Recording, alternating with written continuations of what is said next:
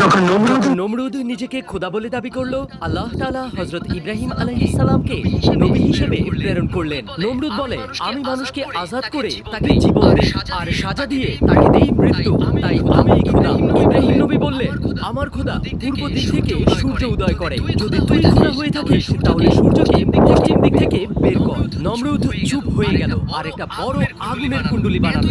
এতই বড় ছিল, উপর দিয়ে কোনো পাখি গেলেও পুড়ে যেত। কেউ সেই আগুনের কাছে যাচ্ছিল না। কিন্তু নমরুদ ইব্রাহিম আলাইহিস সালামকে একটা গুলালে বেঁধে ওই আগুনে নিক্ষেপ করলেন। ইব্রাহিম আলাইহিস সালাম রাস্তার মাঝেই ছিলেন। তখনই জিবরাইল আলাইহিস সালাম ও পানির ফেরেশতা এসে হাজির। বলে, হে আল্লাহর নবী, হুকুম দিন আমি এই আগুনকে নিভিয়ে দেই। ইব্রাহিম আলাইহিস সালাম উত্তর দিলেন, যদি আল্লাহর হুকুম হয় তাহলে ঠিক আছে, নইলে আমার তোমার সাহায্যের প্রয়োজন নেই, বরঞ্চ আল্লাহর সাহায্য প্রয়োজন। আল্লাহ তখন আগুনকে হুকুম দিলেন, আগুন ইব্রাহিমের উপর শান্ত হয়ে যাও। আর সেই আগুন